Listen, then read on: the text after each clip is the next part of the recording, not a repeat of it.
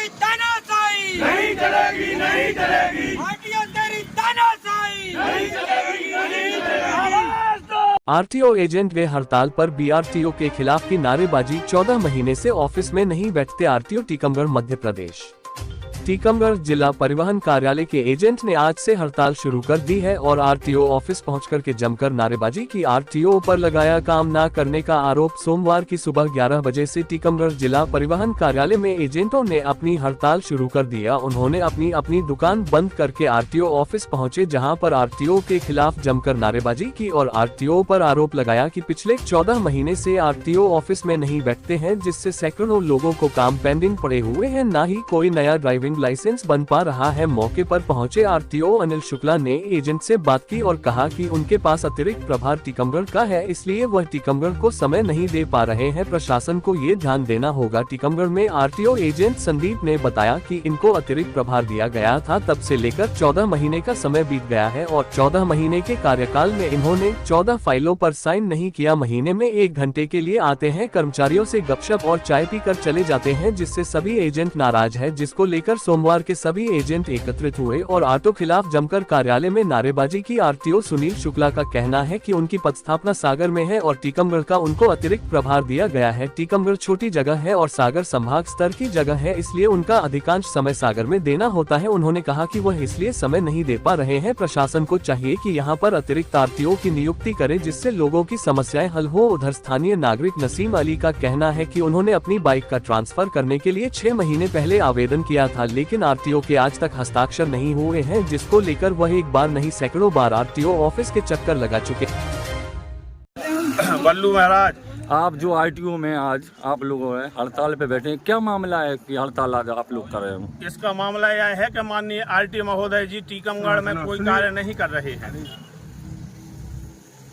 ना कोई कार्य कर रहे हैं। श्रीमान जी यहाँ पे 24 मई 2023 को यहाँ पे ज्वाइन की थी अतिरिक्त प्रभार के रूप में, और यहाँ पर सभी लोग एजेंटों ने के माध्यम से उनको फाइलें प्राप्त हुई। बोले अगले हफ्ता हम कर देंगे और बोले हम हर 7 दिन में टीकमगढ़ आएंगे। उनकी कथन अनुसार उनका कहना टोटल असत्य रहा। ना तो वो समय पर टीकमगढ़ आते हैं, एक 2 महीने में एक आध बार आते हैं, वो आश्वासन दे के चले जाते हैं।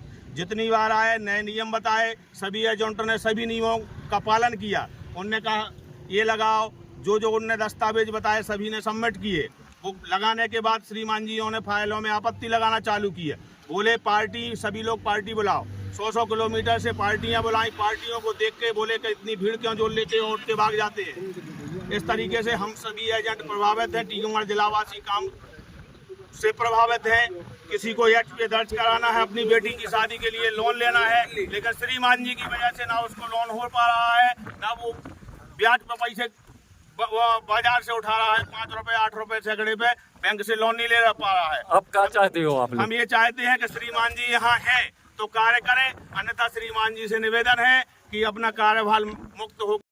कहा थे इन एजेंटों ने आप पे आरोप लगाया, साल भर से कुछ काम नहीं हो रहे हैं आरटीओ विभाग में, ना बाबूजी टाइम पे आ रहे हैं, ना बैठ रहे हैं, ना आपके द्वारा कुछ काम हो रहे हैं। क्या है मामला ये?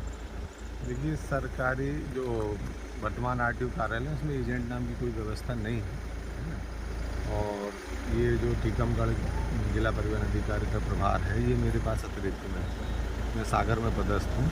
तो सागर आप समझते हैं कि संभागीय मुख्यालय है, वहाँ एक व्यक्ति पहले से थे ARTO, उनका भी ट्रांसफ़र हो चुका है। अब इस प्रकार से 3 लोगों का काम मुझे अकेले करना पड़ता है। तो सागर के साथ जो भी अतिरिक्त मुझ पर टीकमगढ़ का समय मिलता है तो वो मैं काम कर पाता हूँ। बाकी काम धीरे धीरे चलता है। इसको लेके थोड़ी लोगों को ये लग सकता है कि भाई काम नहीं हो रहा है, लेकिन ऐसा नहीं है। समय के साथ जब भी समय मिलता है, भले आधा घंटे का समय मिले, तो हम काम करते हैं। इन लोगों का आरोप है कि बाबूजी भी नहीं आते, बाबूजी भी नहीं बैठते। नहीं, बाबूजी आते हैं, वो अभी TL में गए हुए हैं। एक ही बाबू पदस्थ है।